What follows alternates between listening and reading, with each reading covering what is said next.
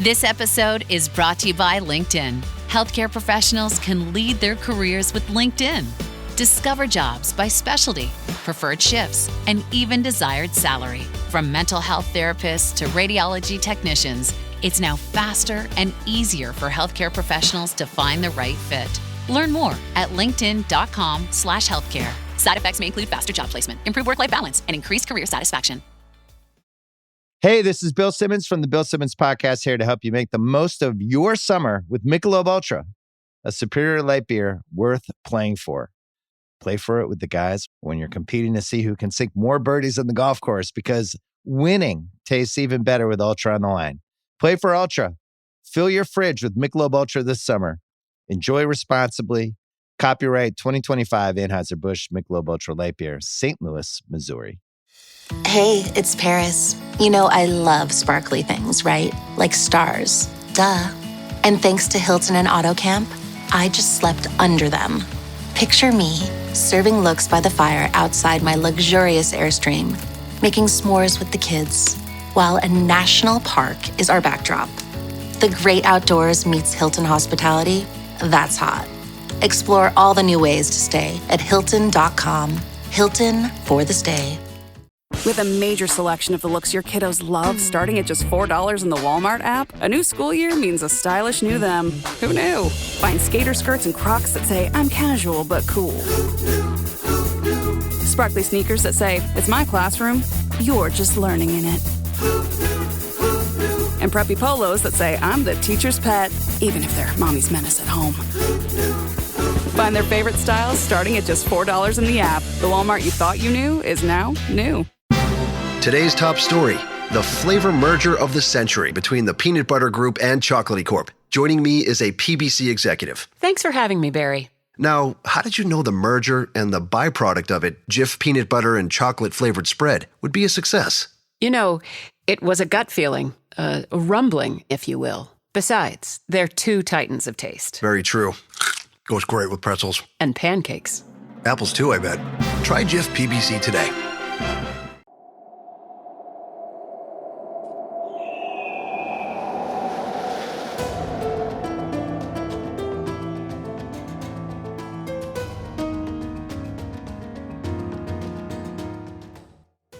Hello and welcome to the Assassin's Creed Lorecast. We are so excited to bring you this show. Our podcast is all about unraveling all of your favorite mysteries from the Assassin's Creed games. Each episode will be talking about a different topic in the Assassin's Creed universe. From Pieces of Eden, solar flares, and the Isu, to the Hidden Ones, the Order of Ancients, and of course, the Animus. We will seek to uncover it all. So join us and maybe even take a leap of faith.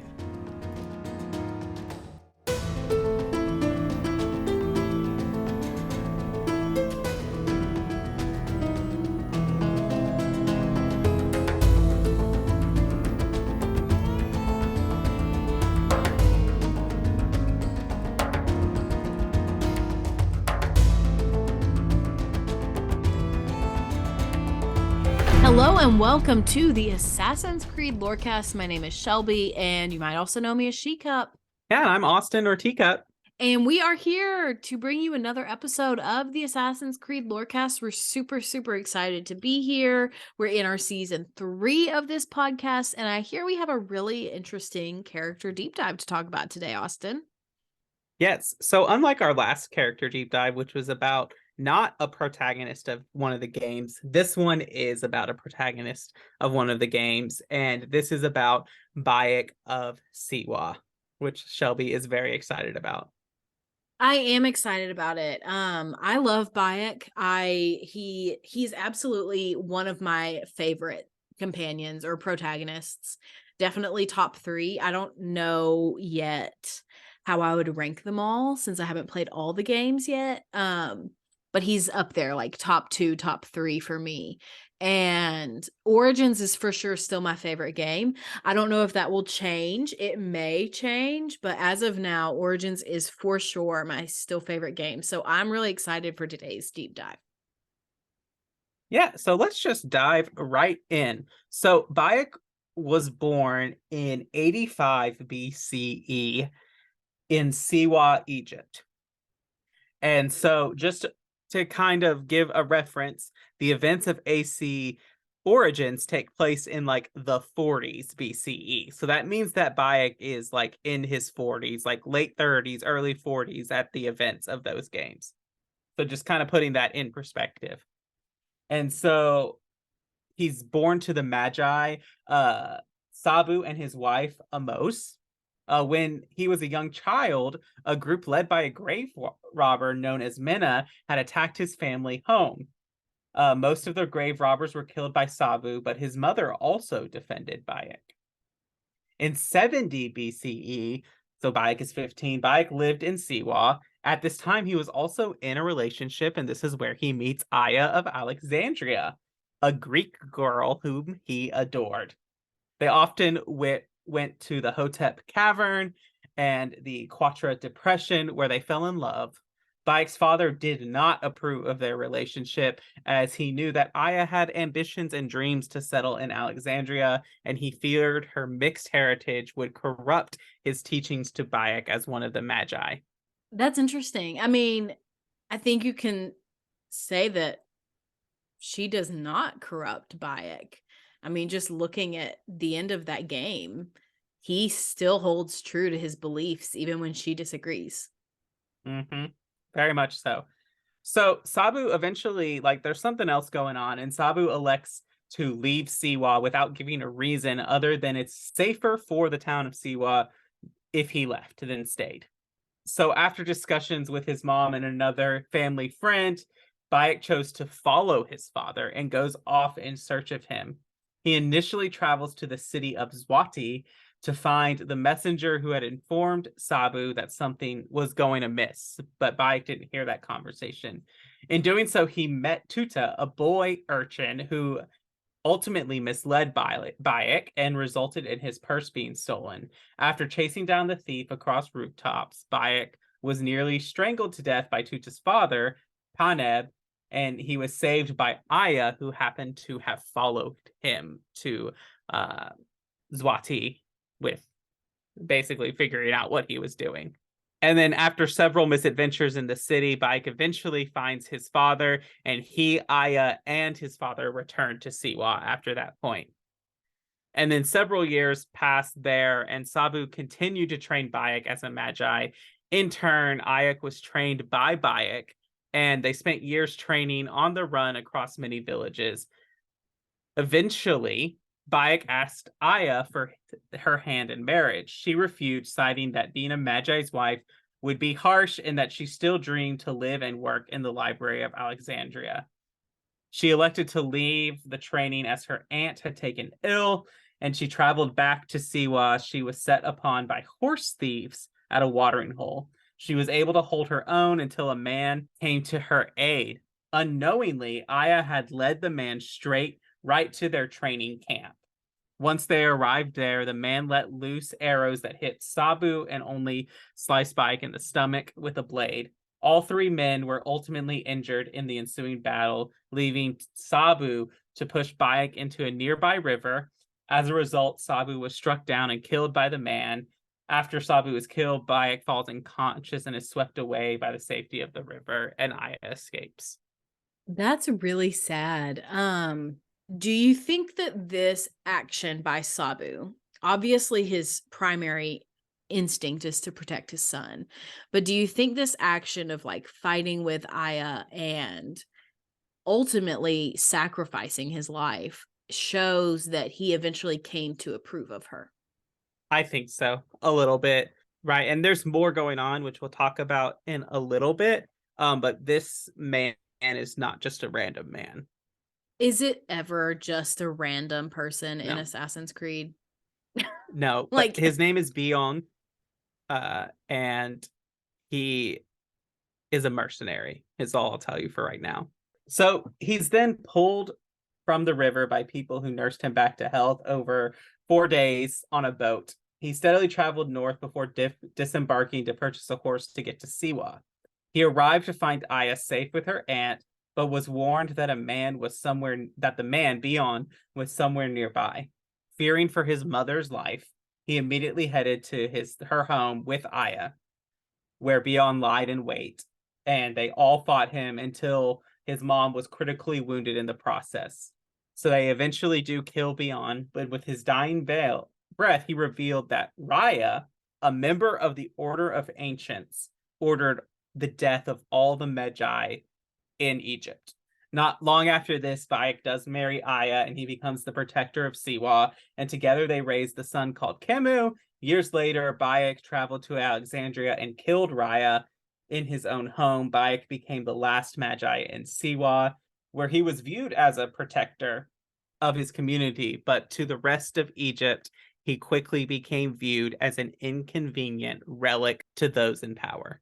Interesting. I mean, I think that this is interesting. You know that Aya and Bayek have history, obviously, when you play Origins.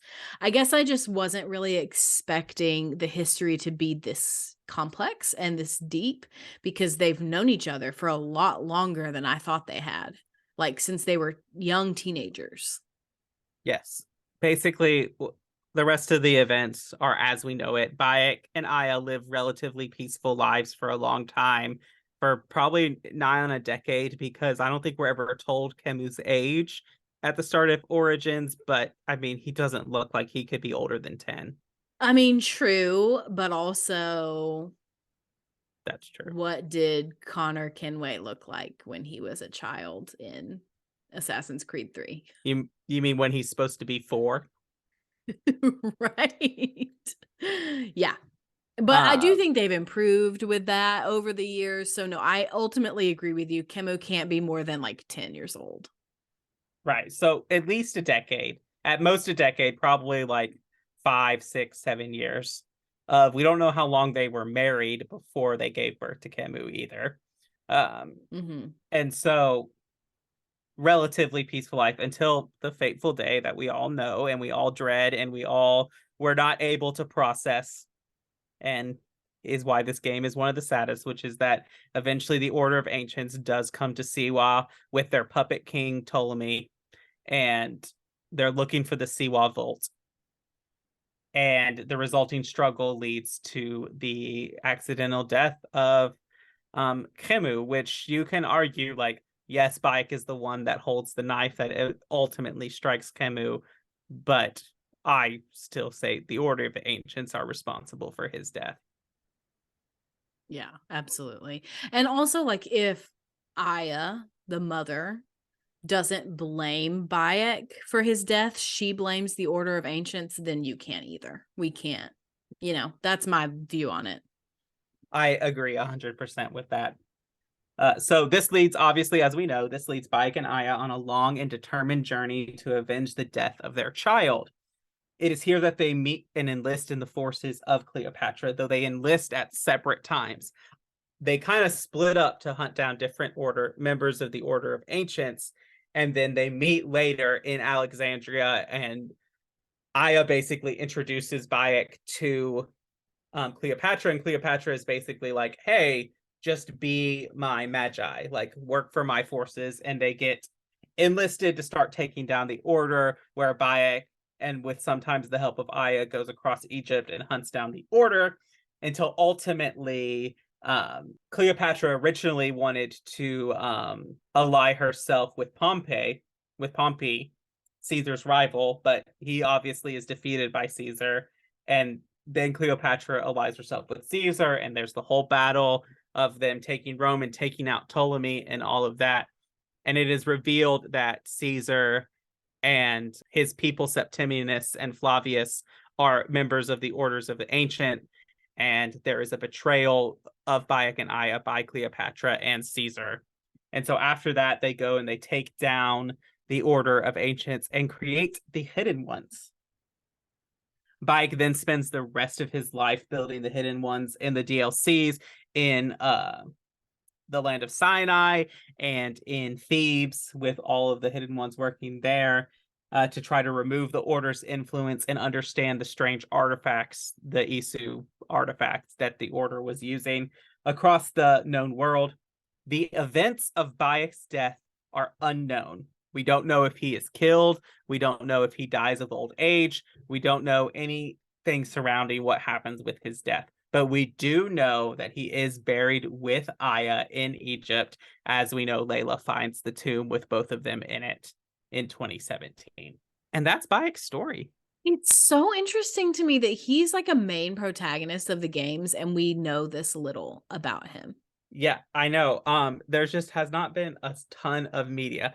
I will say, I forgot about this, and I didn't put in my show notes, but you can discover correspondence between Bayek and Aya by doing the Hidden One bureaus in Assassin's Creed Valhalla. And basically, that correspondence is Bayek telling Aya, or Emunet, as he calls her there, that they need to keep their identities hidden. Their identities as Bayek of Siwa and Aya of Alexandria need to be stricken from the historical record so that no one can trace the hidden ones back to them.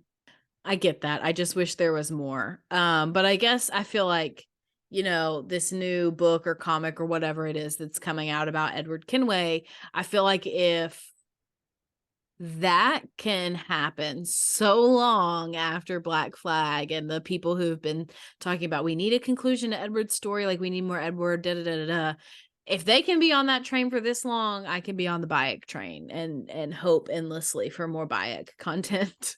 Yeah, definitely. We can discuss Bayek in general. We're going to get into some discussion questions in the second half, but I think now is a good time to just quick do our mid break and get back into it. Sure thing. Are you a forward thinker? Then you need an HR and finance platform that thinks like you do. Workday is the AI platform that helps propel your organization, your workforce, and your industry into the future. Workday, moving business forever forward.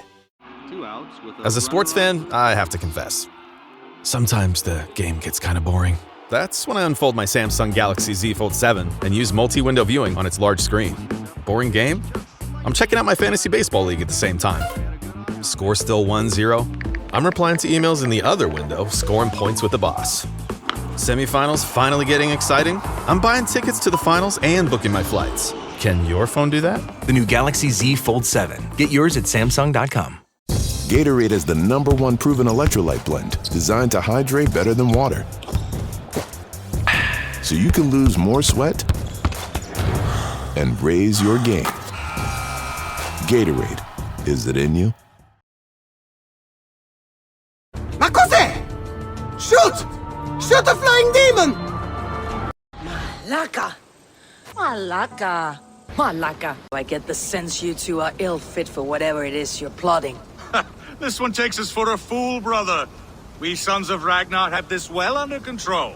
No, we do not. Sons of Ragnar. I know of many, but never have I heard of Dull and Duller. All right, welcome to the middle of the show. This is where we talk about all the things that have to do with the Assassin's Creed lore cast and not necessarily the lore of Assassin's Creed. So the first thing I have to tell you is that we do have a Patreon. It's the #1 best way to support us. Some financial support definitely helps us keep making the show. It's a labor of love, but it is still a labor. And so if you can support us in that way, we greatly appreciate it. But if you can't support us that way, the next best way to support us is through a rating or a review. You can leave us reviews on Apple with words and stars.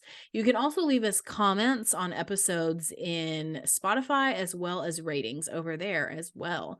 So I do have a review to read today. This one is from Assassin Down on Apple. And they said, fantastic, 5 stars. As an Assassin's Creed fanboy, I love this. Although I know most of the lore, the detail and work being put in is amazing. Worth the listen for sure. Thank you so much for that awesome review. We greatly appreciate it, and it really does help us. So the next thing I have to talk about is our Discord server. We do have a server where we talk about all kinds of fun things, Assassin's Creed and Dragon Age and Jedi Survivor and Aragon and Skyrim and all of the games that we all love. So if you love games and want to talk to other people, definitely come join us over there. And the last thing I have to talk about is my playthrough. And I do have some really big news, some really big updates. So I did finish Black Flag and I have moved on to another game. I don't remember if I said this in the last episode, but I am no longer going chronologically just because I want to be able to play Mirage close to or when it comes out, whenever it does come out. So I've started Odyssey, Assassin's Creed Odyssey, and I'm thoroughly enjoying it. I'm still in the early game. I'm still on Kefalonia, but I already am totally hooked on this game.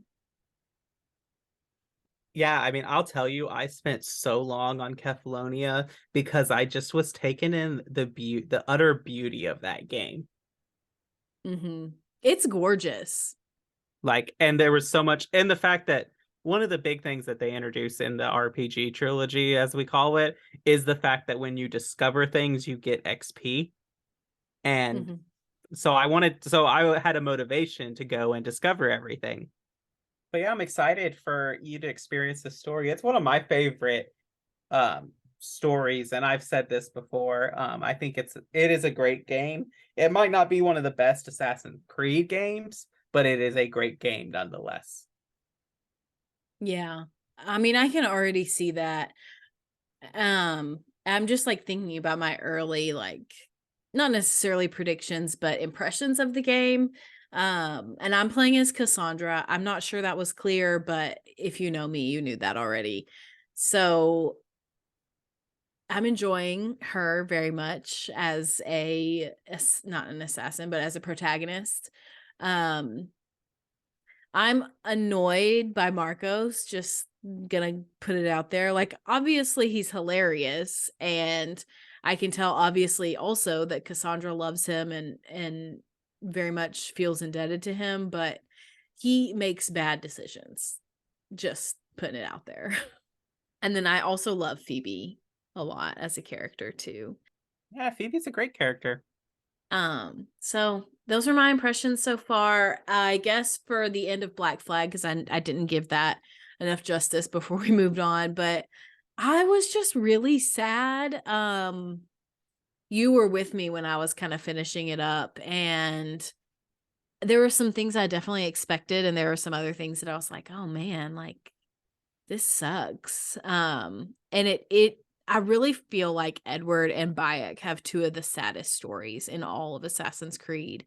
And for Edward specifically, you know, he loses like almost everything. You know, he does get family at the end, but all of his friends die. He's constantly made fun of and called ugly the whole freaking game.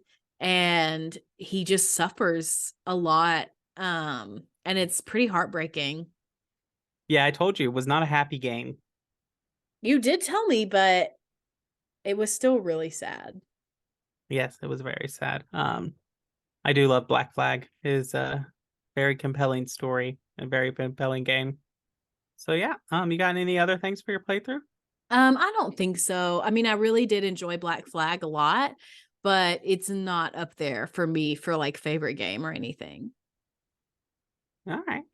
I mean, that's fine. It's not for everyone. I'm not saying it was bad, and I'm not saying I didn't like it. It's just there are other stories that I have enjoyed more so far in Assassin's Creed.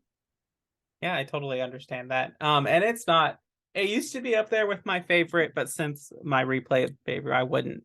It's not. It's probably in my top 5, but it's probably not like my favorite of all time. Like it might be number 4 or 5. Yeah, and I'll definitely like have to update everybody, all the listeners, whenever I do make it through all of, or most of at least, the games, because I'm sure my favorites will change by then. Yeah. So I think that's all for the middle of the show, right? Yeah, let's get back into it. USAA knows dynamic duos can save the day, like superheroes and sidekicks, or auto and home insurance. With USAA, you can bundle your auto and home and save up to 10%. Visit USAA.com/bundle. Bundle savings are off total premium, not available in all states or in all situations. To qualify, auto policy must be active prior to property policy issue, subject to change. Restrictions apply. Membership eligibility and product restrictions apply and are subject to change. USAA means United Services Automobile Association and its affiliates, San Antonio, Texas. It's summer. Time to enjoy long days, lazy nights, and zero cooking. Because Uber Eats has deals all summer long. So, when hunger strikes, don't sweat it. Delicious deals are just a tap away on Uber Eats. Enjoy all your favorite food delivered straight to you. Get Burger King, Subway, Popeyes, and hundreds more local favorites and savor every last bite. Now that sounds like a good summer. Order now on Uber Eats. Terms apply. Product availability varies by region. See app for details. Me, Hatham. I come in peace. Why are you speaking so slow? Sorry. What? I was told you could train me.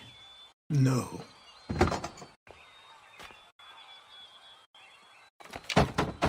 Go away. I'm not leaving!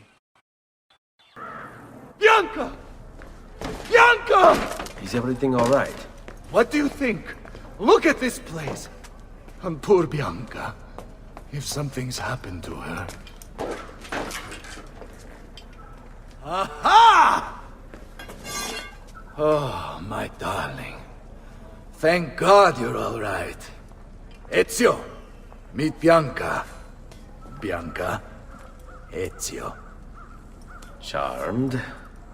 So, since we finished his story, I kind of like poised up some discussion questions because we normally do the why you love and hate Bayek or hate Bayek, and we'll do that. But I have some other ones that I think are important to talk about with Bayek because he is like a start of a different type of Assassin's Creed game. And so we'll talk about that. But the first one is, how does Bayek compare to a real Magi? So I did a cursory internet research, not a really thorough one or an in-depth one, just a surface level one. So I might have things wrong. There might be some things, but this is what I found out.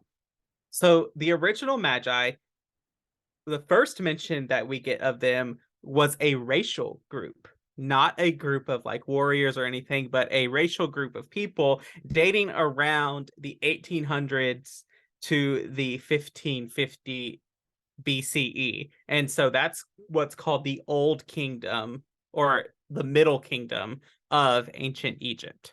That's really the only mention. We know that they interacted with the Egyptians, that they were kind of part of a subgroup of the Egyptians, but they were their own racial group.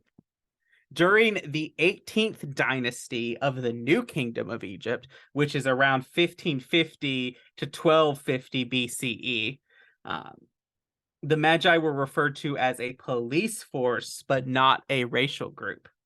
From what we know, the Magi were an arm of the Pharaoh that the Pharaoh could send to do the Pharaoh's will, but they were not typically described as servants of the people. However, this does not mean that they were not, because there is very little archaeological evidence. We do not know a lot about what these Magi groups are, which makes sense because if it's before, if it's before 1000 CE, we don't have a lot of information about it.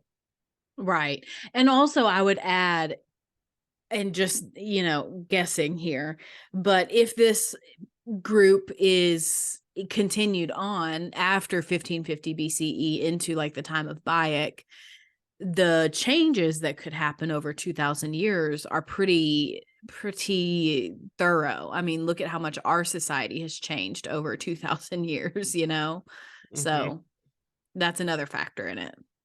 Is Bayek a representative of a Magi? Like, does he compare thoroughly to that? I mean, yes and no. Like, there's not a lot to go off of, at least in my surface level search of the internet to say.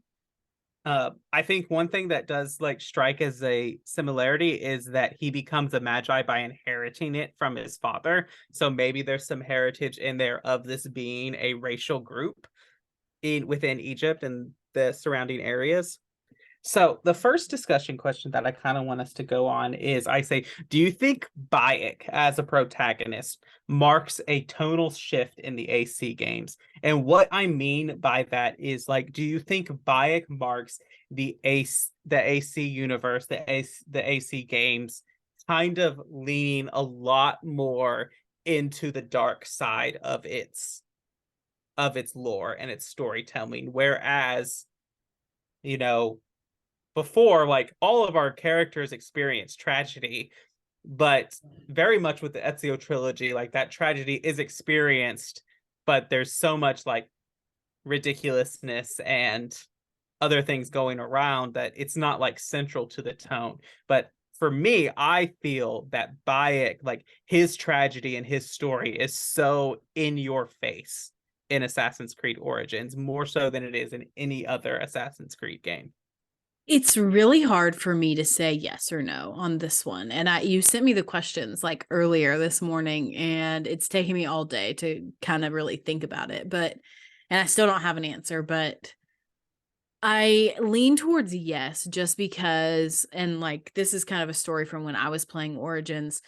When Kemu died, I was like, oh, they didn't kill a child. They wouldn't kill a child. Like, he's going to come back. Like, it'll be fine. And you were sitting there like,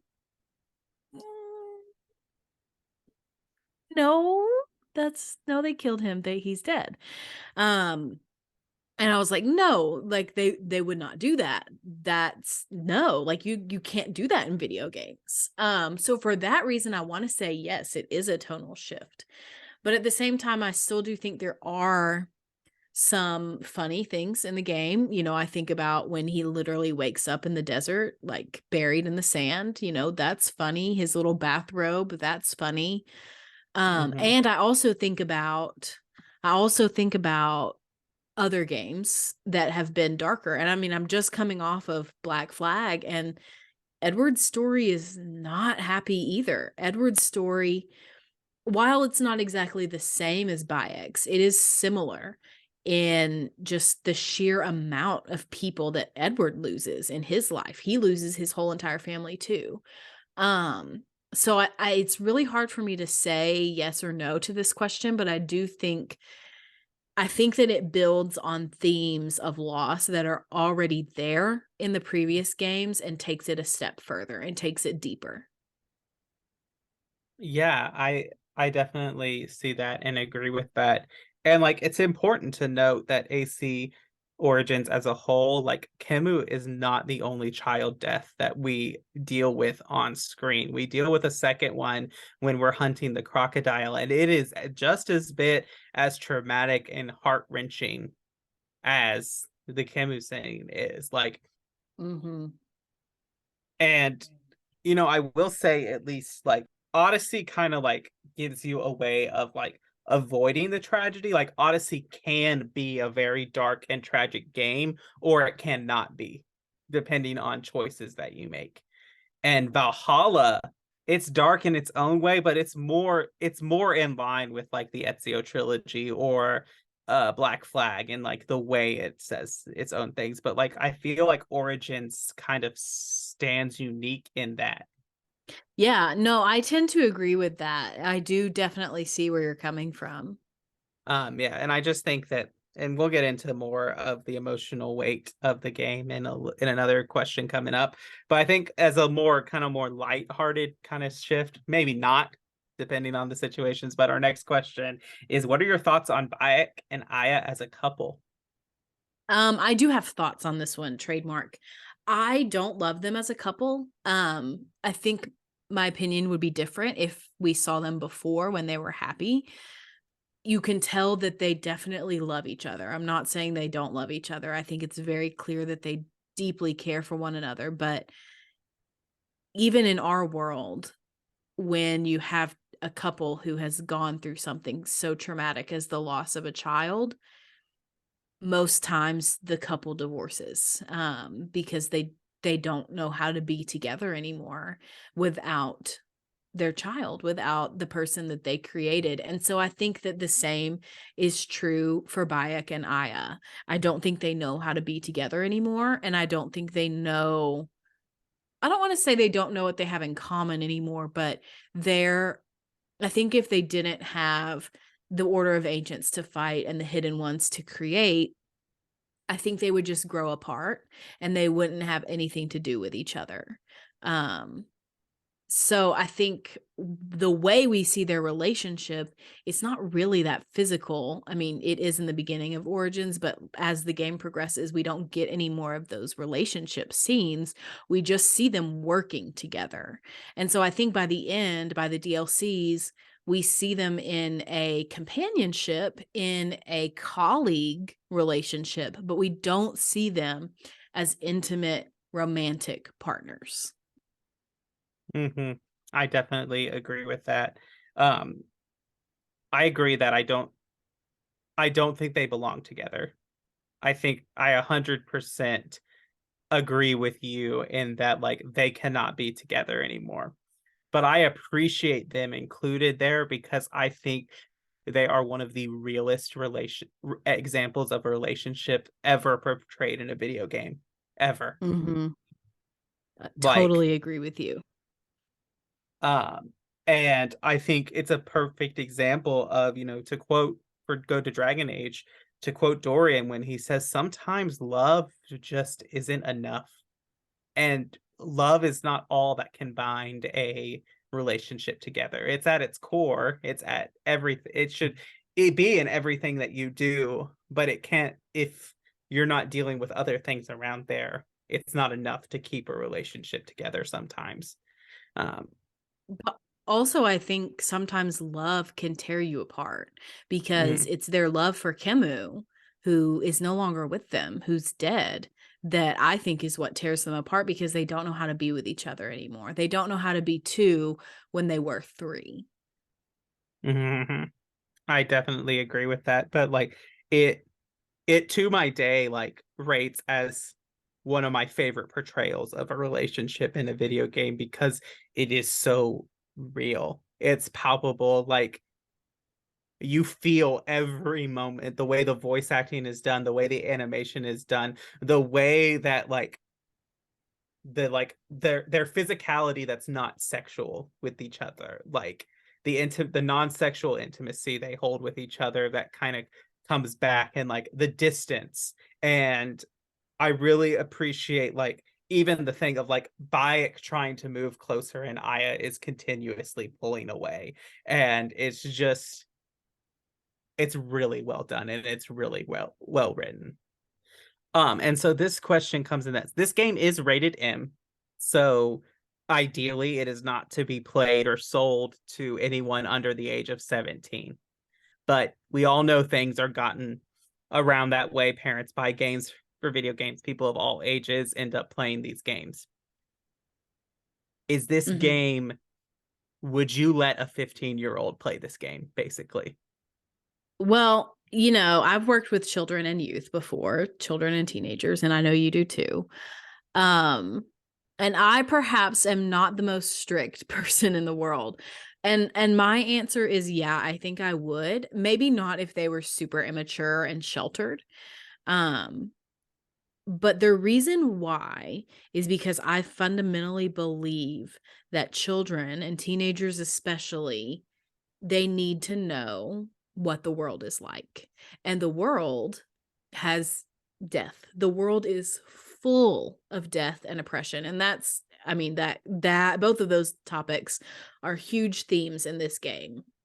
And not only that, but I think that teenagers and us too, adults, we have to learn how to process and handle grief because everyone in their lives experiences grief. And I know that we've talked about this like on our other podcasts a lot, but we haven't as much on this one.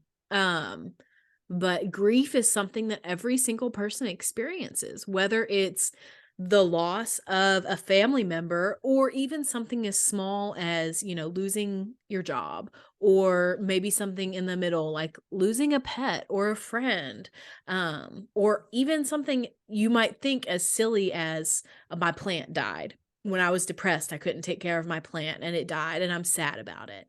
Those are all real experiences of grief and we all experience them in our lives. And I think when we have games that show us characters like Bayek and Aya, who both experience their grief over Kemu's death differently, we see strategies and we see ways of dealing with our own grief that not only give us a way to process our emotions, but also heal us in the meantime. And so for that reason, I think I would let a teenager play this game because teenagers, they're experiencing a lot of grief, even though you might think, oh, well, they're just at the beginning of their lives.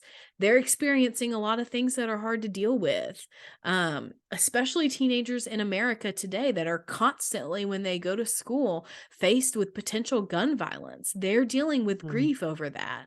I think that games that deal with adult themes like death and themes like grief can help you heal and can help you become a more emotionally intelligent person. And so those are the reasons why I would let a teenager play this game. Yeah. I think I do agree. And I think I really want to circle back around to what you said about like the emotional maturity of said teenager, of said 15-year-old. Kind of comes into that. But I'm thinking of a teenager in my youth group who has dealt with a lot of grief and trauma in their life, and I think they would be mature enough to play this game. But there are probably some other 15-year-olds that I think would not be mature enough to play this game. But yeah, I think about that, and I think that if I was trying to show someone like video games are more than just constant violence, video games are more than just multiplayer competitive, they're more than just point a gun somewhere and shoot something, I would have them play this game. I think this might be the entryway of like saying like is like this is art. This is storytelling. This is excellent acting and writing. It is just told through a medium that you're not used to. Yes, absolutely agreed. And I think that, there's this resurgence right now of video games being made into TV shows and movies. And I honestly think that Origins is one that they could do and do very well and have it be very impactful. I think Origins, like as a whole, like with its cinematics, with its story, could very easily be translated into a movie, without really even having to change that much about the game. Mm-hmm. And so now we're on to our question we ask for every character deep dive we do, which is, why do you love Bayek? I know we both love Bayek, so I'm not even including the hate for Bayek. I haven't even seen things on the internet that hate Bayek. I've seen hate for Origins as a game, but not for Bayek. So. But no, I have seen hate for Bayek, and basically talking about how like criticizing him for being emotional, and criticizing him for being, I don't want to say a beta male, but like almost that kind of argument, which I just completely disregard because I think that's completely wrong. But that is the kind of hate that I've seen for him. And honestly, it's on Reddit, and Reddit is not the best place to hang out. So there's that. But no, I do love Bayek. I love him a lot. And the reason why I love him a lot is because he's such a good example of a person who deals with their grief and deals with their emotions. And at the same time, he is a great example of a man who is gentle and tender, even though he's gone through so much hardship and trauma in his life. He hasn't let those things make him deaf to the needs of the people around him. He hasn't let the trauma of his life make him a hard person. He hasn't let it make him a cruel person or a person whose only thought is for revenge. And so I love that about Bayek because I think that he's a really great example for young men and teenage men, even teenage boys who need a gentle and tender male figure in their life. I think he's a great example of that because it is masculine, I believe, to be gentle, especially to be gentle with people that are suffering or people that are helpless. I believe that is very much a masculine trait. And Bayek is an amazing example of that. And so for me, the people that hate Bayek are the people that don't want men to be tender and gentle, that want men to only be strong and tough, and don't ever want men to have the full range of human emotions. And I don't think that's healthy. So. Right. I'm gonna say, but then I I have a follow-up question that I want to ask, and I think that it will be a good one. But I totally agree with all of that stuff, and I'm reminded of so we're in the same network with like the Mass Effect lore cast and all that, and they on one episode when they were talking about Admiral Anderson, David Anderson, they're talking about like how Captain Anderson has every reason in the world to be bitter, but he chooses not to, and that is Bayek to me. Bayek has every reason to be hateful and cruel and bitter and desensitized to the world, and no one can blame him for it. But he chooses not to. And that takes a type of emotional healing and strength that is not often found in people. And he is just like, he is, I think, to this day, I think he is the most rounded and well and developed Assassin's Creed protagonist to date. I agree. And as much as I love her, Aya is not on the same level as Bayek is. She has succumbed to her bitterness, and she has chosen that life of more revenge. Which, you know, props on Origins for switching that. That stereotype, yeah. Yeah. Which kind of like is a terror to like the final question that I wanted to ask. Is Bayek a feminist character? I believe so. I really do. And there are a lot of reasons. Because he never undermines Aya. And I know that this game got a lot of flack because this was kind of the era when Ubisoft was quote unquote afraid to release a solo female protagonist. And so they made Bayek the protagonist and Aya kind of tagged along too. And I guess gossip or whatever came out about how Ubisoft executives didn't think female-led games would sell and all of that. That was that era. But I think the game itself stands as a testament to the fact that it doesn't have to be a woman as the main character of a game for it to be a feminist game. Because Bayek, I absolutely believe, values women and treats women with respect. I mean, we see him work with a lot of women, and I don't remember which of the people it is that he ends up, having to assassinate, but one of them, she is a mother who lost their child just like Bayek, and they connect, and she's like a fighter in the arena where he's fighting too, and she ends up being, a person who has succumbed again to that bitterness over her child's death and has aligned with the Order of the Ancients. And so Bayek does end up having to kill her, but like you can tell in the other interactions they had before he knew who she was that he truly respected her. And I also believe that about Aya. But again, at the same time, Bayek is not a character that's just like, oh, well, you're a woman, so I have to agree with everything you say, because we also see him disagreeing often with Cleopatra. So, I mean, I absolutely agree and believe that Bayek is a feminist character, is a character that deeply values women. And I think that this game is a feminist game, perhaps more so than Odyssey or Valhalla. Don't judge Odyssey just yet until you get through it. I just know about the drama and the issues with the endings. And kind of negating any of the choices you make in Odyssey, especially with Cassandra's character.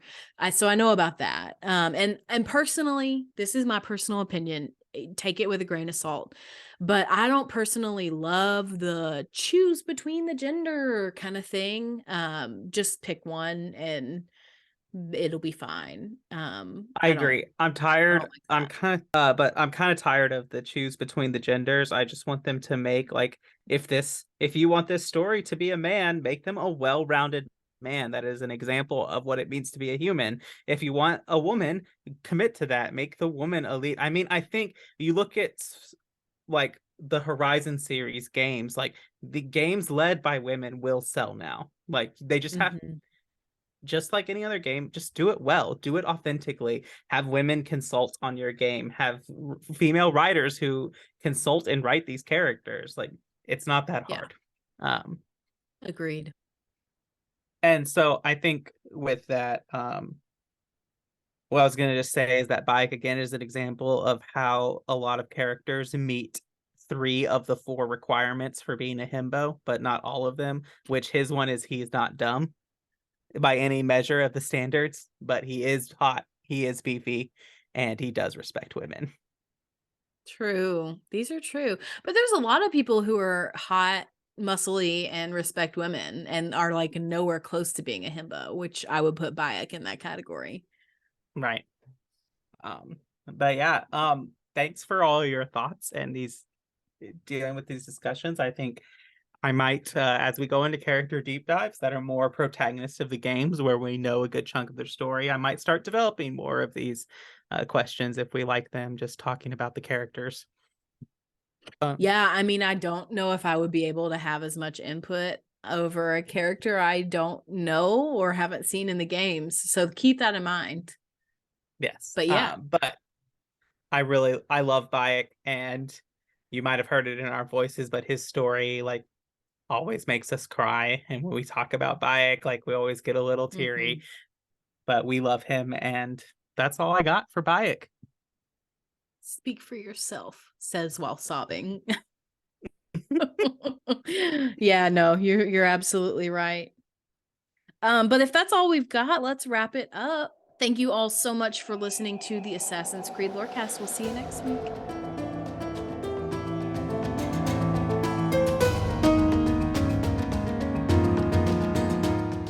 Thanks for listening to the Assassin's Creed Lorecast. You can find us on Twitter at AC Lorecast. If you have any lore questions or topics to unpack, join our Cups Podcasting and More Discord server.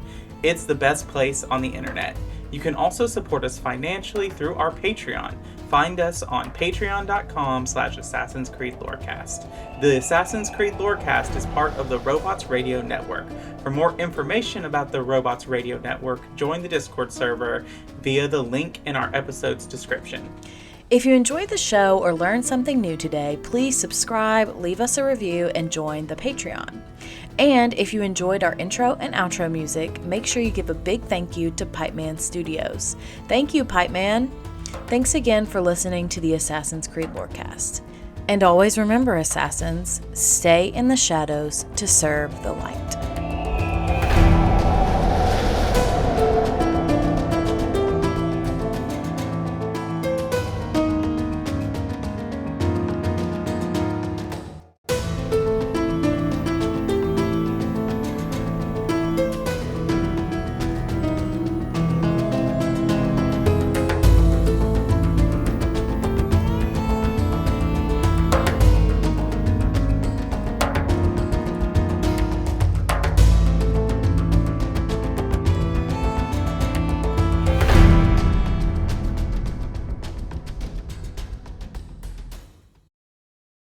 Want to live better?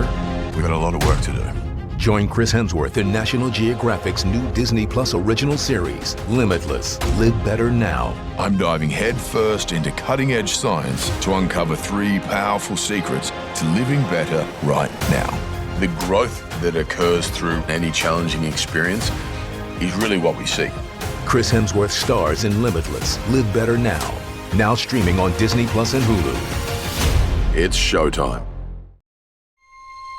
This episode is brought to you by FX's Alien Earth, the official podcast. Each week, host Adam Rogers is joined by guests, including the show's creator, cast, and crew, in this exclusive companion podcast. They will explore story elements, deep dive into character motivations, and offer an episode-by-episode behind-the-scenes breakdown of each terrifying chapter in this new series. Search FX's Alien Earth wherever you listen to podcasts.